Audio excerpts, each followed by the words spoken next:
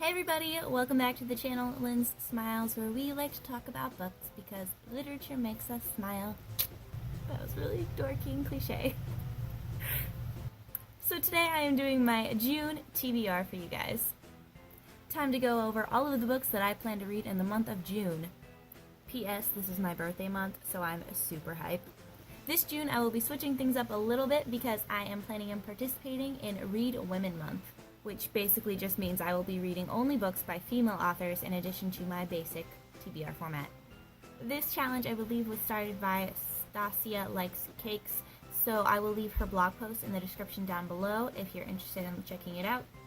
I will also be participating in her photo challenge over on Instagram if y'all want to go over there and follow me do that. Shameless self-promo. It's a really cool concept because I've noticed a lot of people don't tend to read books by female authors automatically, at least not when it comes to classics or anything outside of the YA genre. And female authors still kind of get discriminated against when you look to major writing awards or accessibility of publication or even who's taught in schools. So my goal is usually always 4 books per month, one of which is a classic novel, one of which is considered popular in the community, and 2 of which are pretty much whatever I'm feeling at the moment.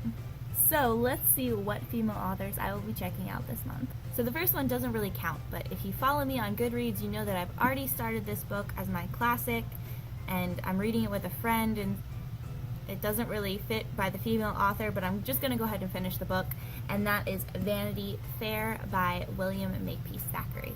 This book was first published in 1847 and follows the lives of 2 main female characters, Becky and Emmy, during the Napoleonic Wars. It is well known for being the novel without a hero and for having an unrealistic narrator, which I usually hate, but I'm willing to give a try for this book. I am currently in the process of reading this book with my friend Josh, so maybe you'll get to hear his opinions on it too once we're both finished with it. Okay, so back to the female authors that I'm working with this month. The classic novel written by a female author that I'm going to read this month is The Bell Jar by Sylvia Plath. This is a semi-autobiographical... I can't say this word. I can't say the word autobiographical. This is a semi-autobiographical novel written in 1963 that follows the life of its narrator and her struggles with depression and mental illness. Anyone who knows much about Sylvia Plath knows that she suffered from mental illness and depression, so I'm interested to see what she wrote about it. I have been wanting to read this book for forever, so this month gives me a perfect excuse to pick it up. Bam. Reading that. So for my popular in the community book this month, I am picking up Shadow and Bone by Leigh Bardugo. Now, if you watched my May wrap-up, then this will probably come as no surprise to you.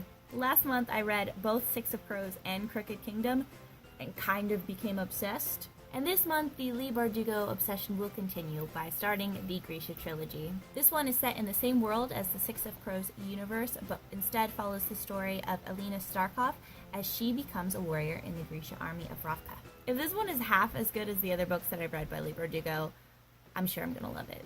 Moving on to my pick for the first random-ish book of the month, I'm going to be reading The Princess Saves Herself in this one by Amanda Lovelace.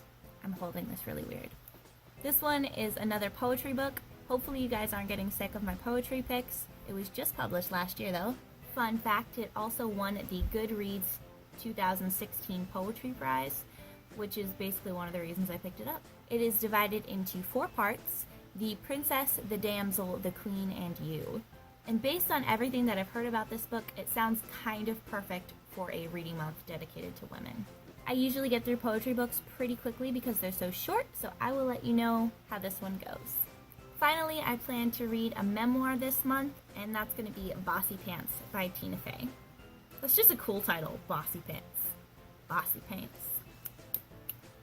If you don't know, this is Tina Fey's memoir, which follows her life from childhood to its publication, which I believe was 2011. I'm not really sure when I got on this sort of kick of famous female memoirs, funny ladies, but I've read Amy Schumer's, Anna Kendrick's, and Carrie Fisher's all this year, so keeping up the trend with Tina Fey.